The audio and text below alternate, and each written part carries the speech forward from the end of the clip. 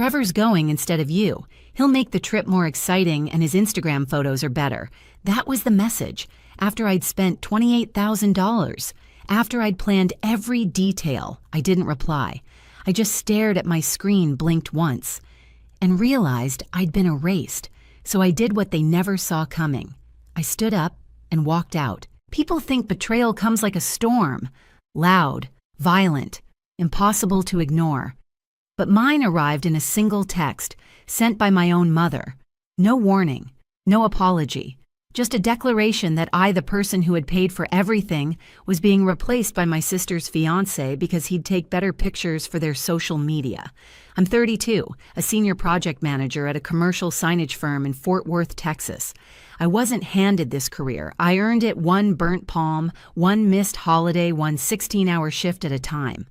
My first job was installing billboards in the middle of Texas heat waves, climbing steel scaffolds, while the metal baked under a 105-degree sun. I still remember the pain, the burn through my gloves, the way my sweat turned to salt lines on my shirt. But I showed up, every single day. While other people chased shortcuts, I climbed literally and metaphorically. Today, I oversee multi-million-dollar projects across the state, stadiums, corporate campuses, shopping centers. I've delivered over $1.3 million in contracts just last quarter on time, under budget. I make good money. I don't flaunt it. I drive a 12-year-old 4Runner with 187,000 miles. I still pack lunch in a glass container every morning. I wasn't born into wealth. I built safety through structure. And then I handed that safety to my parents because they asked. COVID wiped them out. My dad, once a 6-figure construction sales rep, lost everything almost overnight. My mom, who hadn't held a real job in over a decade, claimed she was focusing on her candle business, a business that somehow consumed every dollar it touched and left nothing behind but glitter dust and unpaid Etsy invoices. When their landlord sold the house they'd been renting, they were weeks away from being homeless, so they called me. Just until we get back on our feet, my mom had said. I'd recently bought a small condo, a 2-bedroom investment property I planned to rent out. I was careful with money.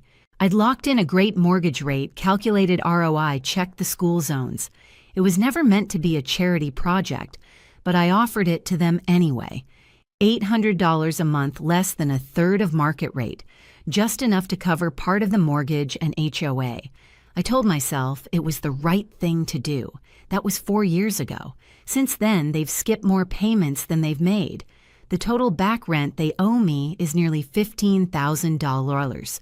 But when I bring it up, I'm the villain. Why are you acting like we're your tenants? We're family, not some financial transaction. Meanwhile, they bought a brand new SUV through backyard BBQs with 20 guests and somehow managed to install granite countertops in a kitchen I technically still owned. The final insult arrived 2 years ago. My younger sister Megan moved in. She's 26, has a marketing degree and zero work ethic. Thinks she's a visionary because she once made a Canva template go viral on Pinterest. After getting kicked out by her roommates, surprised she wasn't paying rent. She landed at my parents' place like a falling star, brash, entitled, and absolutely allergic to accountability. She tried freelancing as a social media consultant, lasted 3 months. Now she works at some boutique agency making $42,000 a year, but spends like a trust fund princess. Every time I'd visit, she'd have new lashes, fresh nails, and enough Lululemon to stock a retail display. She started calling me Miss Corporate, like success was something to be ashamed of. Every time I reminded them about the rent, my mom would roll her eyes and say, "We're doing our best. Why are you always keeping score?" Because I had to. Because I was bleeding thousands of dollars for people who didn't even say thank you. Then came the turning point. My dad retired last March. His knees were shot from years of site visits and ladder climbing. He couldn't stand for long, couldn't sleep through the night. But he always had one dream: to see Dubai, not just as a tourist, as a builder, a man who loved concrete and steel. He had a massive coffee table book filled with photos of the Burj Khalifa and the Dubai skyline. He'd show it to anyone who would look. That city meant something to him, like proof that vision and structure could coexist. So I made it happen. 10 days in Dubai, $28,000 out of my own pocket. First class on Emirates, a 4-star hotel near the Burj.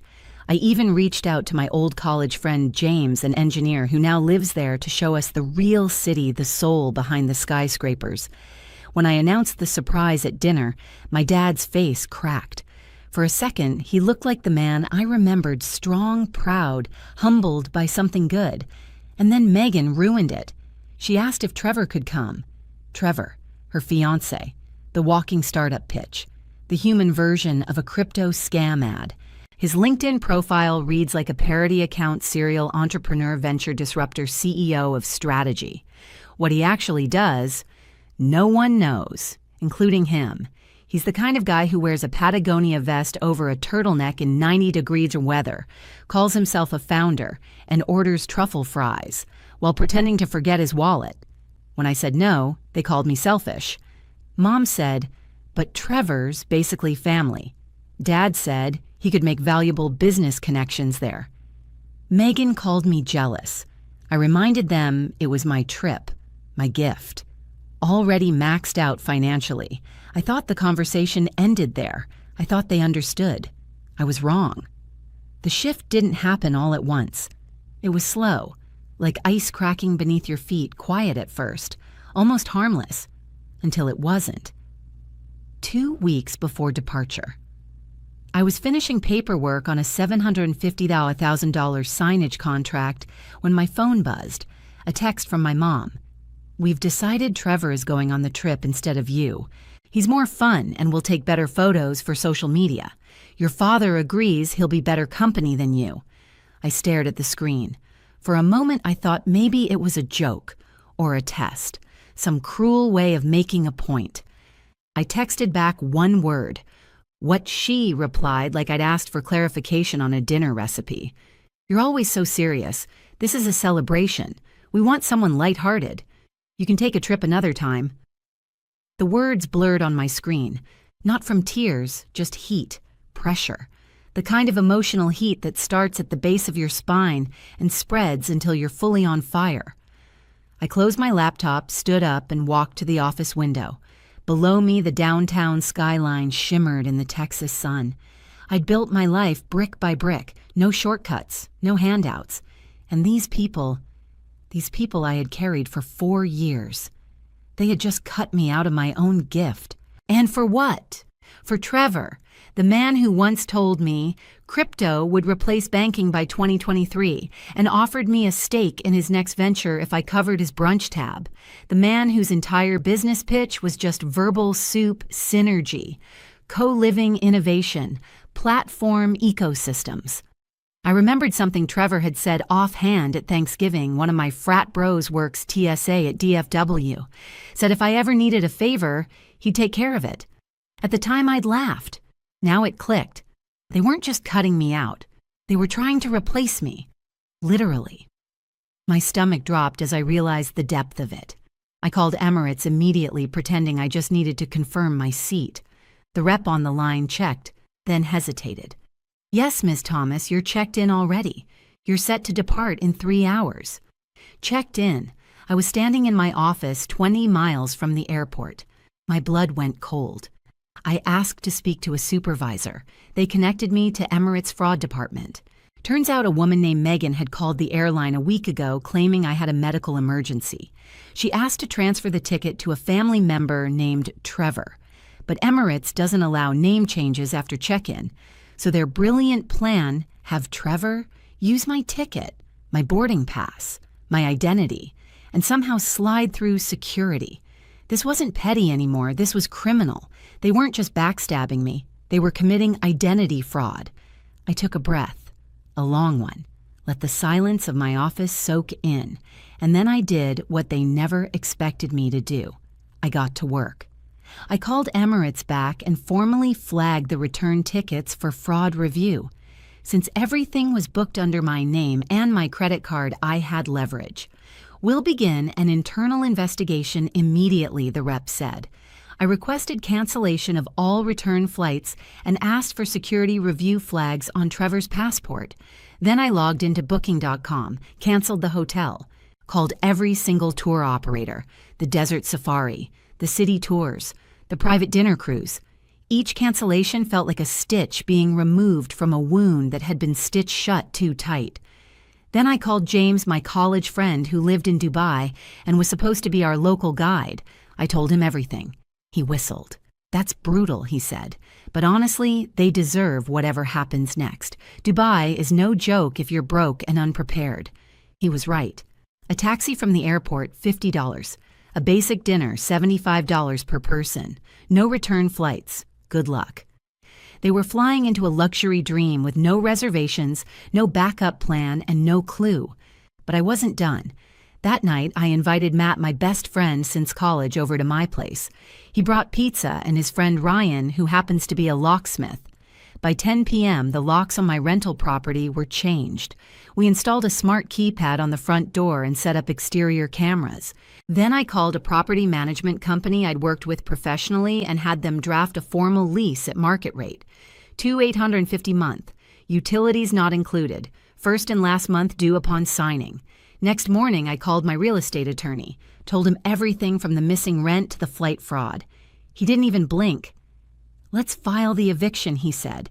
"And also, you may want to consider identity theft charges. That's not just unethical. That's a felony." I nodded. The plan was no longer just revenge. It was justice.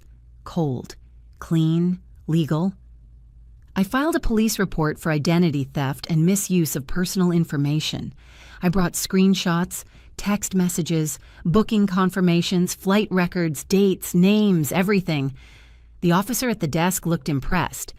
"You'd be surprised how often people try this," he said, "but most victims don't have this kind of documentation." I also contacted Emirates again and explained the full picture. They were horrified. Promised to launch a full internal review, and then I waited. I waited for the moment they would land in Dubai, jet-lagged, entitled, and about to be absolutely wrecked by reality. They thought I'd roll over. Instead, I rolled up my sleeves. They landed in Dubai at 7:03 p.m. local time. I knew that because I'd tracked the Emirates flight online while sipping chamomile tea in my kitchen. No hotel shuttle waiting, no guide, no itinerary, no return flight. Just heat confusion and a country they didn't understand.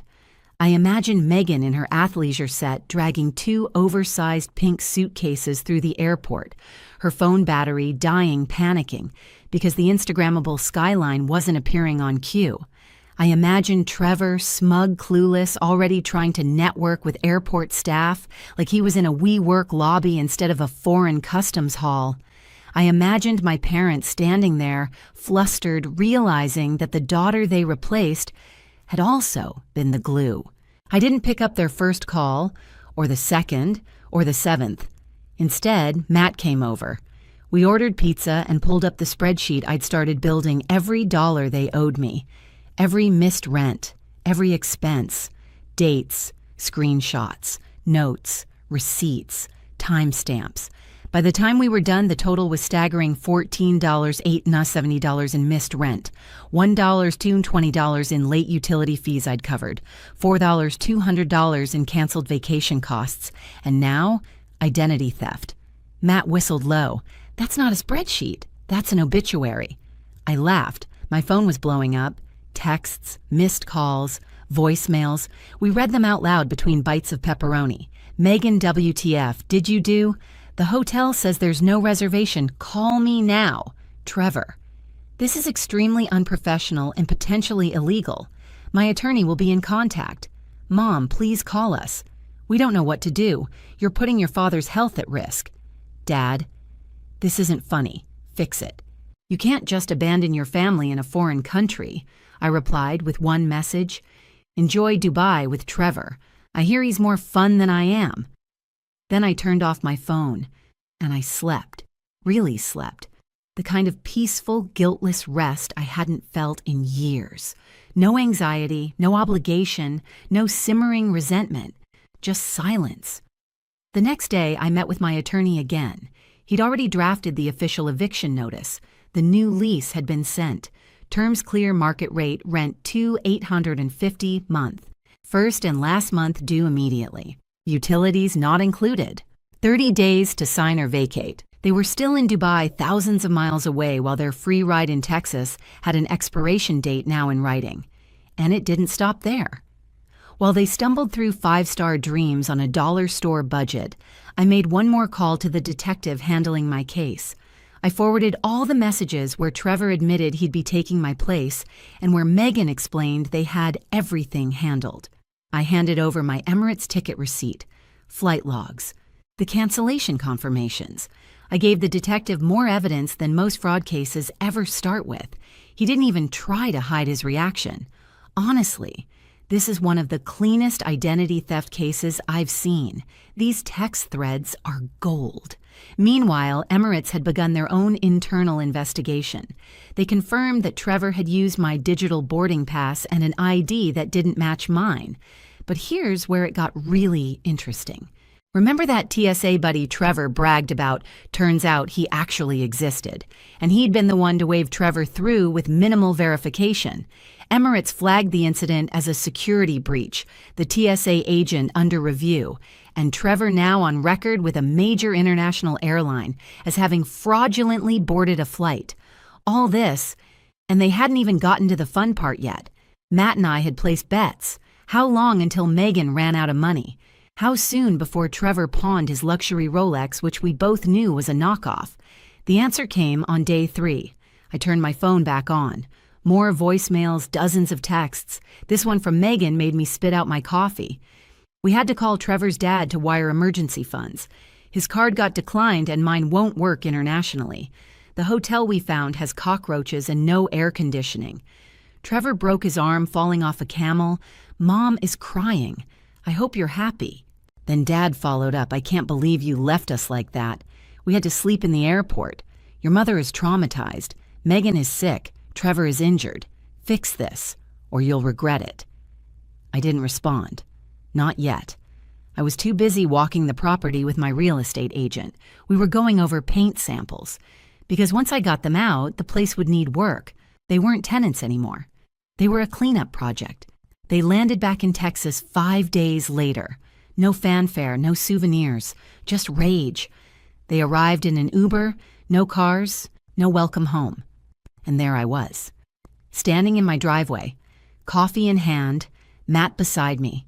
We'd parked my 4Runner and Matt's Tacoma side by side blocking the driveway, just enough to send a message. They got out looking sunburnt, disheveled, and utterly broken. What the hell was that? My dad growled. I took a slow sip of my coffee. That I said. That was the sound of consequences. My dad stormed out of the Uber first.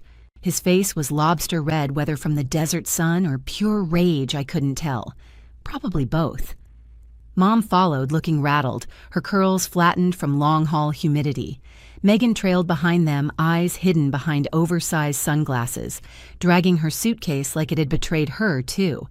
And Trevor, my replacement, came last with his arm in a makeshift sling that looked like it had been fashioned from a hotel bedsheet and desperation. They looked like characters from a survival show, except all they'd survived was their own entitlement.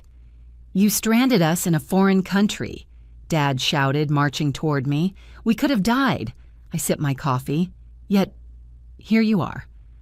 I nodded toward Trevor's sling. "-1 working arm, I see." Trevor stepped forward, limping slightly like a wounded soldier in a Patagonia vest. "You realize this is actionable, right?" he said. "I have contacts at 3 major law firms who'd take this case pro bono." Matt snorted. "Do these law firms also do camel-related personal injury?" He motioned to the dish towel tied around Trevor's elbow.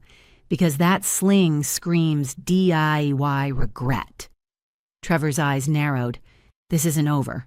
"No," I said. "It really is." Megan pushed her sunglasses up and stepped into the conversation like she was walking onto a stage. "We had to call Trevor's dad for money. You embarrassed us. You humiliated our family. Almost as humiliating as being uninvited from the trip I paid for." I tilted my head. or watching someone try to impersonate me at an international airport. Her voice cracked. We just wanted it to be fun. You always make everything about business, about control? You're right, I said. Let's talk business.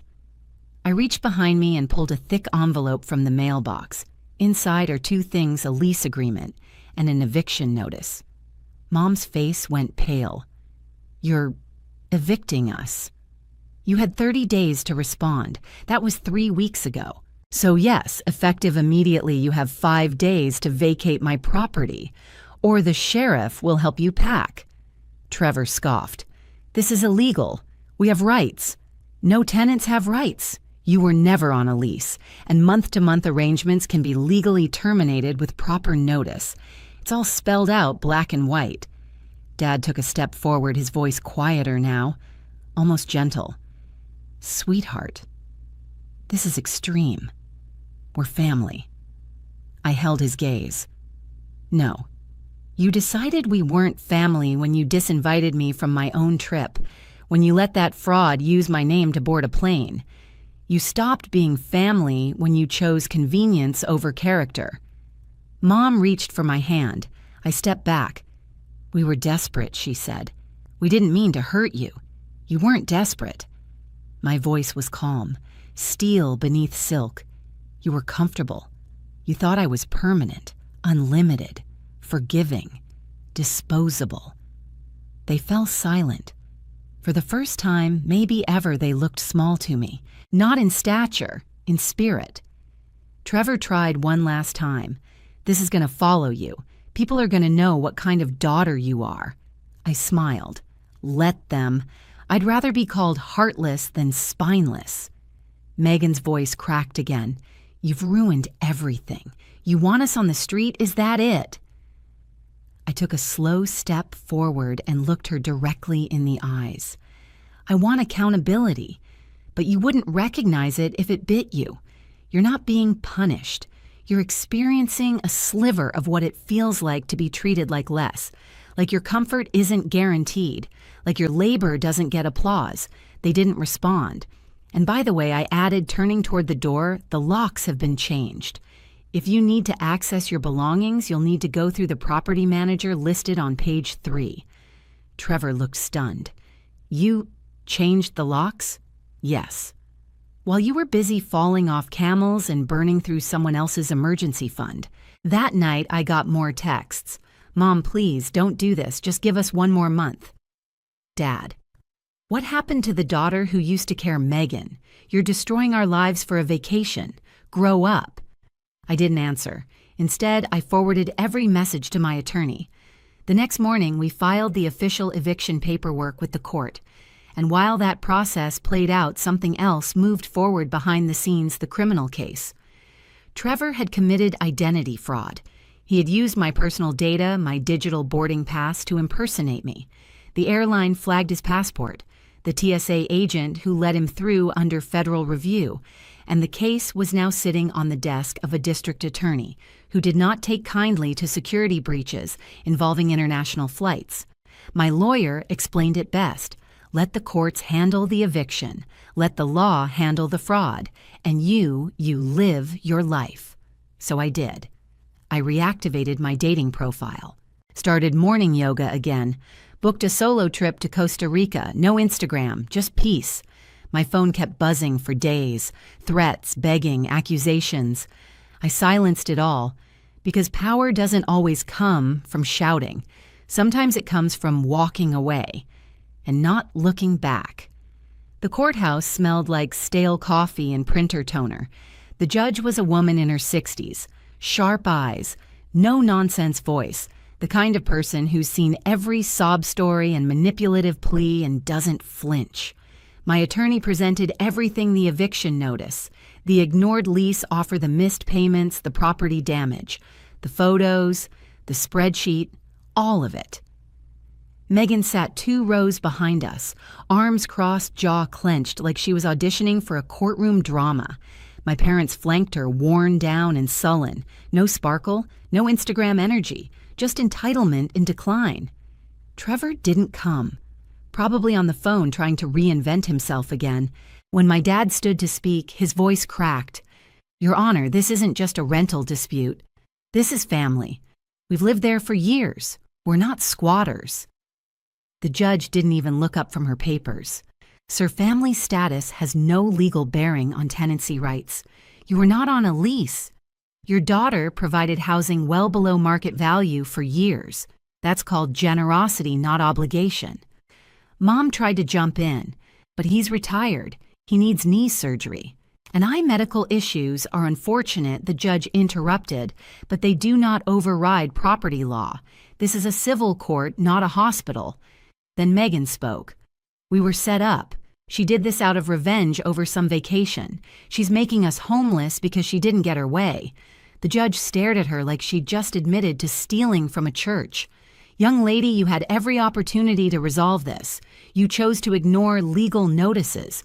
You do not get to cry foul after 4 years of non-payment."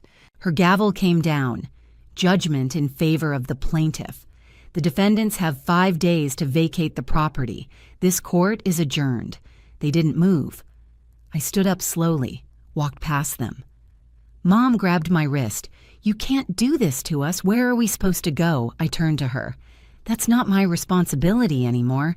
Maybe try asking Trevor. He's practically family, right?" She let go. Outside the courtroom, I handed my father an envelope. He looked at it like it was a bomb.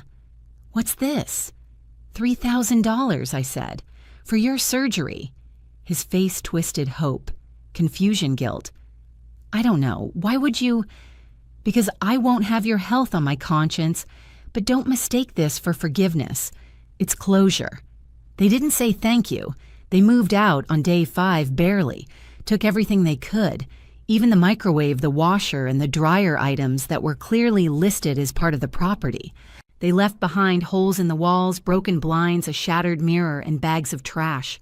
My property manager documented it all, the total in damages over $4,000. I added it to the spreadsheet. Not because I expected to be paid, but because truth matters, even when it's ignored. Then came the charges. Trevor and Megan were both hit with misdemeanor fraud for the airline incident. Trevor claimed he thought the ticket was gifted, that there was a misunderstanding.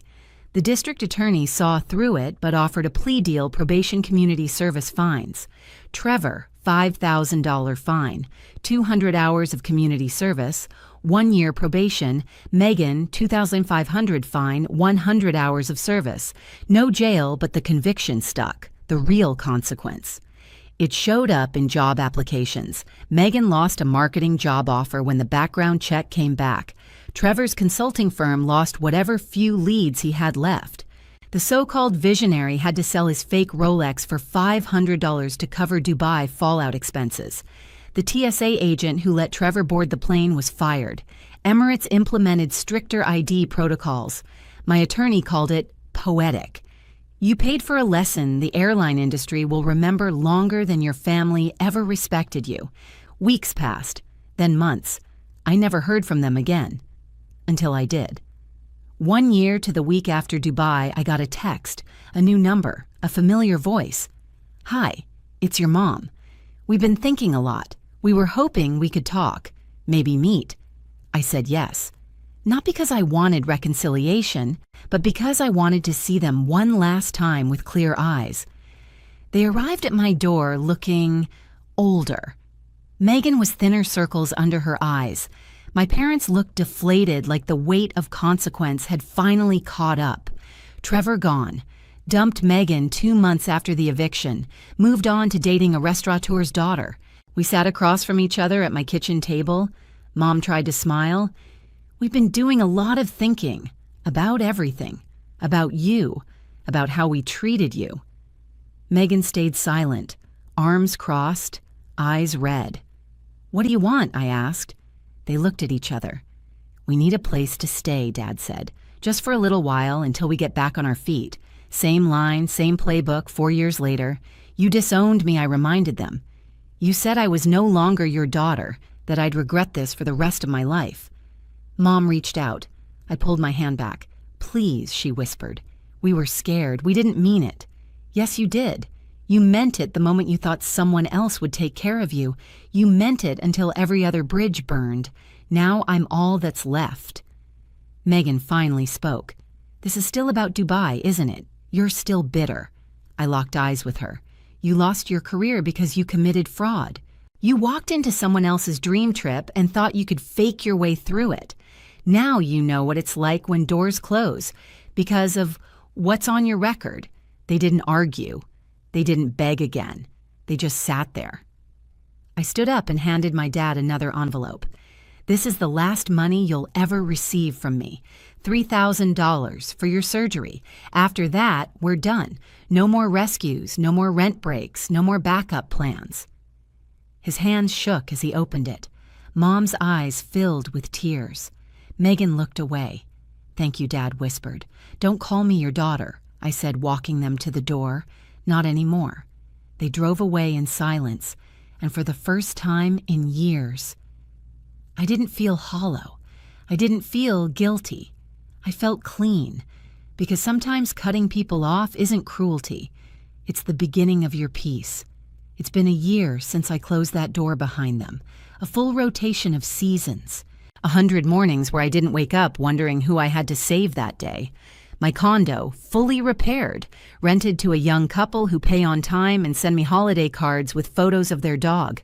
There's no drama, no late-night texts, no guilt trips disguised as gratitude. I used the extra income to build something better myself. I got promoted to senior project manager, overseeing all commercial builds, over $750,000.